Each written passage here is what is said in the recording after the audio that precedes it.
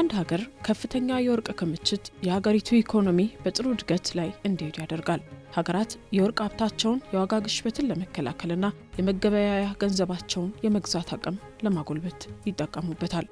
በውጭ ምንዛሬ ላይ ያላቸውን ጥገኝነት ለመቀነስም ወርቅን በመገበያያነት ይጠቀሙበታል።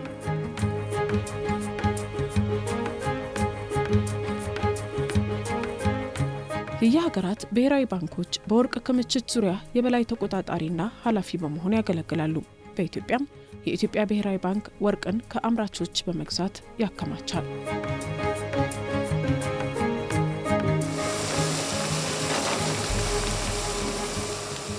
በሀገሪቱ የተለያዩ አካባቢዎች የሚመረተውን ወርቅ ለመግዛት ደግሞ የግዴታ ወርቅ አቅራቢዎች ወደ ብሔራዊ ባንክ ማቅናት አይጠበቅባቸውም።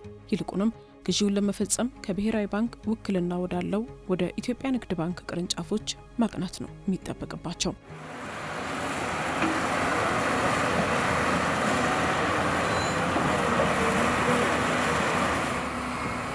የጋምቤላ ክልል በሀገሪቱ ወርቅ በስፋት ከሚመረትባቸው አካባቢዎች አንዱ ነው። የኢትዮጵያ ንግድ ባንክ መቱ ዲስትሪክት ደግሞ ለአካባቢው በባንኩ በኩል የሚሰጠውን አገልግሎት በበላይነት ይቆጣጠራል። በዚህ በጋምቤላ ክልል ከከፍተኛ ወርቅ አምራቾች እስከ አነስተኛ አምራቾች ያመረቱትን ወርቅ ለብሔራዊ ባንክ ያቀርባሉ። እስካሁን አክቲቭሊ ለወርቅ እያቀረቡ ያሉት አክቲቭሊ በዚህ ዓመት በዚህ 4 ወር አክቲቭሊ ለብሔራዊ ባንክ ወርቅ ያቀረቡት ወደ 137 የሚሆኑ ደንበኞች ናቸው። ዋናዎቹ ማለት ነው። እዚህ ውስጥ ኢንተርፕራይዞቹን እነዚህ በማይክሮ የተደራጁት ጥቃቅን ለአቅራቢዎች የሚያቀርቡትን ሳንጠቅስ ማለት ነው። እነዚህ ለብሔራዊ ባንክ የማቅረብ ፍቃድ ያላቸው ብቻ ነው 137ቱ። እነዚህ አክቲቭሊ ይህን ወርቅ ለብሔራዊ ባንክ ማቅረብ ችሏሉ ማለት ነው። በብሔራዊ ባንክ የዲማ ወርቅ መግዣ ማዕከል ያቀረቡት ናቸው። እነዚህን በተለያዩ ስራዎች ከነሱ ጋር እንሰራለን።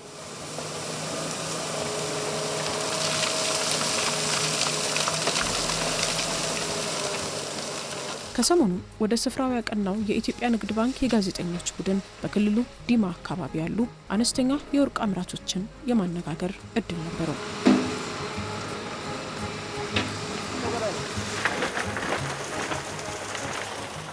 ስሜ አዝመራው አበጀ እባላለሁ። የአካባቢ የሚባለው ቻሞ ቀበሌ አኮቦዳር ነው። አዝመራው አበጀ ልዩ አነስተኛ ነው። ስራ እንግዲህ ከጀመርን ወደ 2-3 ዓመት ይሆነናል። ያው እንግዲህ ሳይቶች 1-2-3 አሉ።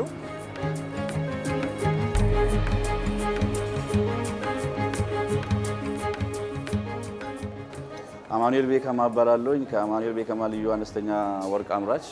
የወርቅ ስራ ያው መስራት ከጀመርኩ ትንሽ ቆየት ብያለሁኝ። 1-2 ሳይቶች አሉኝ።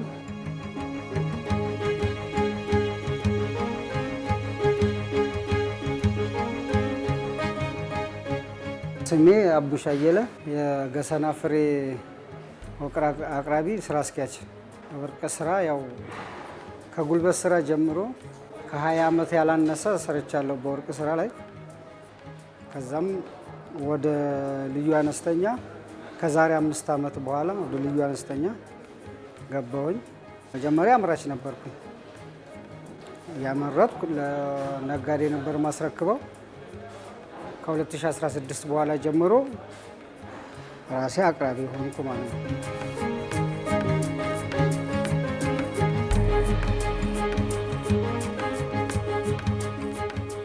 የኢትዮጵያ ንግድ ባንክ እንደ ሽሬ፣ ሐዋሳ፣ ጅማና አሶሳ ባሉ የማዕድን ቁፋሮ ቦታዎች ላይ የግዢ ማዕከላትን ያንቀሳቅሳል። ይህም በሩቅ አካባቢዎች ያሉ ማዕድን ቆፋሪዎች ወርቃቸውን ለጥቁር ገበያ አዘዋዋሪዎች ሳይሆን ደህንነቱ ለተጠበቀው በመንግስት የሚደገፍ ተቋም እንዲሸጡ ያስችላቸዋል። ለባለ ታሪኮቻችን የወርቅ ግብይት የኢትዮጵያ ንግድ ባንክ ቅርንጫፍ በአቅራቢያቸው መኖሩ እገዛ እንዳደረገላቸው ለመታዘብ ችለናል።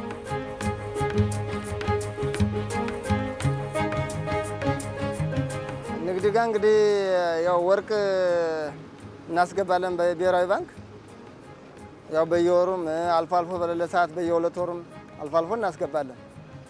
ያው ሲገኝ ማለት ነው 300 ግራም 250 ግራም እንደ ግኝቱ ነው እስከ 400 ግራም በ2 ወርም በወር ከምናምንም በ3 ወርም የሚገባበት ነው።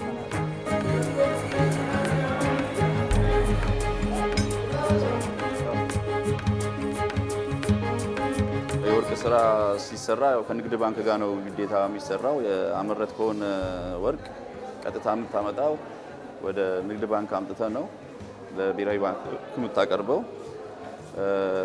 እና ከንግድ ባንክ ጋር ያለን ግንኙነት በዛ መልኩ ነው።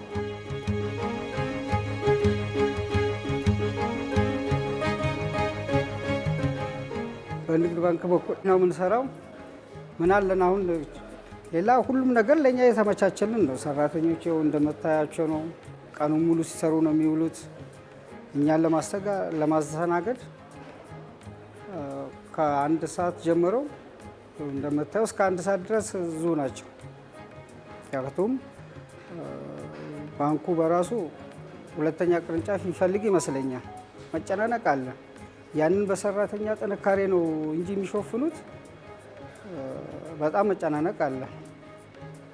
ሁለተኛ ቅርንጫፍ ቢኖረው አሪፍ ነው ብዬ ገምታለሁ። እና በመስተንግዶ በኩል እኛ ምንም የምንቸገረው ነገር የለም። የምሳ ሰዓት የላቸውም፣ እኛኑ ነው የሚያስተናግዱት።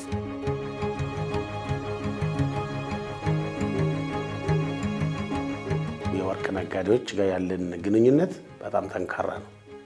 ቢኮዝ ባንካችንም አገርም ነው ሰፖርት እያደረጉ ያሉት። ስፔሻሊ ለመቱ ዲስትሪክት ዲማ ቅርንጫፍ ብዙ ውለታ ነው እያዋሉልን ያሉት። አንዳንዴ እንደ ቤትም ነው። ለብቻ መግቢያ ያላቸው በነገር ላይ አይታችሁ ከሆነ የዛ ብራንቹ ስትሄዱ እነዚህ ወርቅ ነጋዴዎች የሚገቡበት በር ራሱ ከኖርማል ከስተመሮች እንትን አድርገነዋል። ሰርቪስም ዴዲኬትሊ የነሱን ብቻ የሚሰራ አንድ ስታፍ አለን። ኖርማሊ ወደ 5 ስታፎች ነው እዛ አሳይን አድርገን እየሰራን ያለ ነው። ከብሔራዊ ባንክ የተመደበው ከጂኦሎጂስቱ ውጭ በባንኩ ወደ 3 ልጆች ተመድበዋል። 2ቱ የወርቅ የዕለት ግዢውን ነው የሚፈጽሙት። አንዱ ደግሞ ዴዲኬትሊ የነሱን ትራንዛክሽን የወርቅ አቅራቢዎቹን ትራንዛክሽን ብቻ ሃንድል ያደርጋል ማለት ነው። በዚህም የበቃ አይደለም። በጣም ትራንዛክሽናቸው ሂውጅ ስለሆነ ለወደፊትም የሰው ኃይልን በመጨመር ኖርማሊ እነሱ መስጠት ያለብን ሰርቪሶች በደንብ ማዘመን ዲጂታል ፕሮዳክቶቻችንም እንዲጠቀሙ እያበረታታ ናቸው። በዚህ ነው ከነሱ ጋር እየሰራናል ማለት ነው። ሰዓት እላፊም የሚመጡ አለ አንድ ጊዜ። ያ ማለት እነሱም ከአካባቢው ጋር ካለው ቶሎ በትራንስፖርት ደርሰው እስከሚመጡ ያ የሚመጣው ማዕድን ደግሞ ለሀገሪቱም የሚሆን የኢትዮጵያ ንግድ ባንክም ከፍተኛ የሆነ መዋዕለ ንዋይ ገንዘቦችን ከብሔራዊ ባንክ ኢንጀክት እያደረገ ወደኛ ቅርንጫፍ እንደ ኮርፖሬት ባንኩን የሚያግዝ ነገር ስለሆነ ጊዜያችን ይሄ ብቻ ነው ብለን ተገድበን በሰዓት ብቻ እንትን ብለን ከዚህ በኋላ ፕሮሲጀርም አያዝም በዚህ ሰዓት አንሰራም ብለን የምናልበት ቀን የለም ብዬ አስባለሁ። ማለት ሁልጊዜም ከሰዓት ውጭ ቢሆንም ምሳሌ 11 ሰዓት ላይ ቢመጡ ኦልሞስት ሰዓታቸው ነው። እስከ ምሽቱ 3 ሰዓትም 4 ሰዓትም ድረስ ሰራተኛ ጉልበቱ ሳይሰስት አገልግሎቱን ያደርግላቸዋል ማለት ነው። በማንኛውም ጊዜ መጥተው ይሄን የሀገር ሀብት የሆነ መንግስት የውጭ ምንዛሬ የሚያገኝበትን ገንዘብ እንትን ወርቅ ሁልጊዜ እየመጡ እንዲያቀርቡ የበኩላችንን አስተዋጽኦ እናደርጋለን ማለት ነው። ሰራተኛው በዚህ ልክ ምንም አይነት የሆነ አልሰራም የሚል እምቢተኝነት እንደዚህ ሰዓት አይደለም የሚል እንትን የለም እኛ ጋር ማለት ሁሌም እንደ ቤተሰብና የሚመጡትንም በበጎ ፈቃደኝነት አገልግሎት እንሰጣለን ማለት ነው።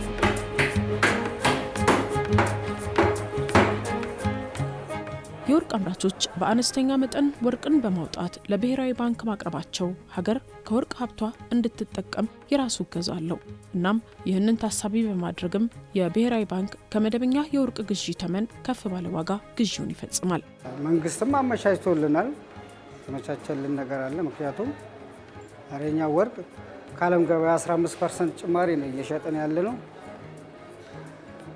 ይሄን እድል ስለሰጠን ቆንጆም ተጠቃሚም ነን እና ቆንጆ እየሰራን ነው። በወር ውስጥ 2 ጊዜም 3 ጊዜም እመጣለሁ። 20 ኪሎ 10ም 30ም ያው ያገኘኑን 2ም 3ም እንመጣለን።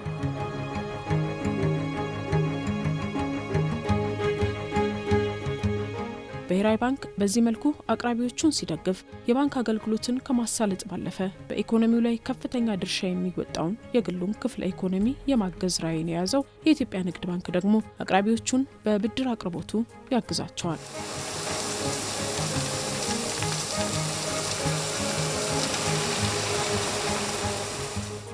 ንግድ ባንክ ማሽን ሰጥቶኛል፣ ሁለት ማሽን ሰጥቶኛል። ያግዘኛል። ለምሳሌ ማሽኖችን ተከራይቼ ለሌላ ብር የምከፍለውን በኔ ሳይት ላይ በራሴ ማሽኖች ሰራ የተሻለ ውጤት አለው።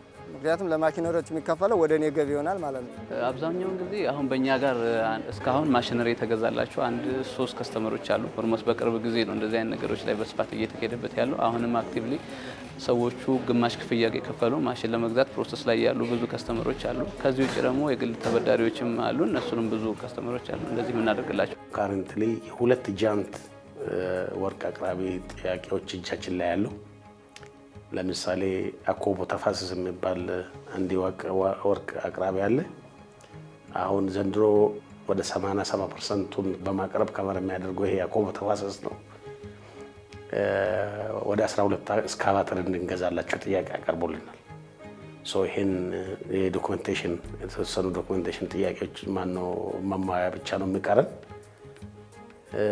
ባንኩ በሚፈቅደን በእኛ ሊሚት ስለማይታይ ይሄን ወደ በሄድ ኦፊስ በኩል ነው ጥያቄያቸውን የምናቀርብላቸው። ዶክመንቴሽኖችን ሰብስበን በአስቸኳይ ደንበኞቹ ለእኛ ምን እንደሆነ በማስረዳት ቶሎ ጥያቄያቸው መልስ እንዲያገኝ እንሰራለን ማለት ነው።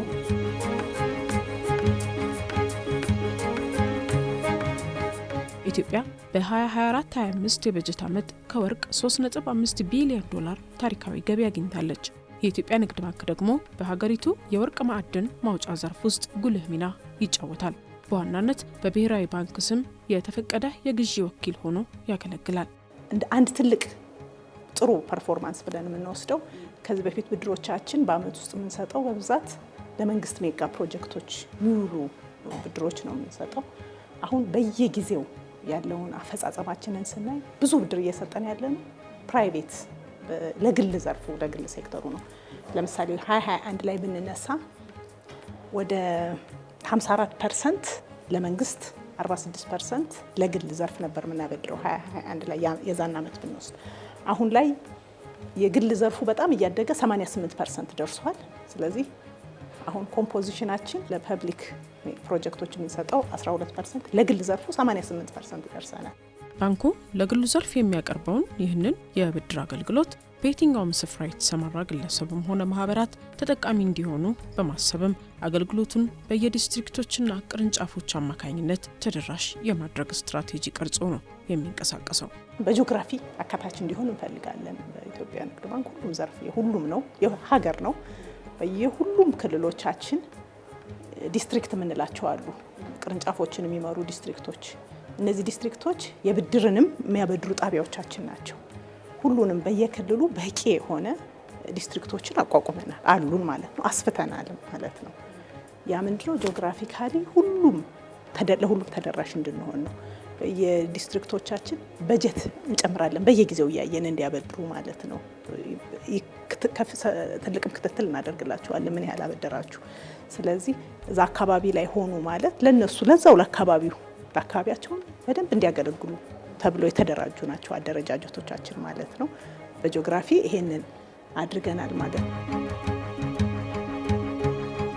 የኢትዮጵያ ንግድ ባንክ በወርቅ ማዕድን ላይ የሚከናወን ህገወጥ ንግድን ለመቀነስ የሚያደርገውን ጥረትም ይደግፋል። ባንኩ ለማዕድን ዘርፉ የፋይናንስ አገልግሎቶችን ያመቻቻል። እናም የአካባቢው አምራቾች የወርቅ ግብይታቸውን ቀላል ለማድረግ በቅርንጫፎቹ አማካኝነት የበለጠ ተሳትፎ እያደረገ ነው።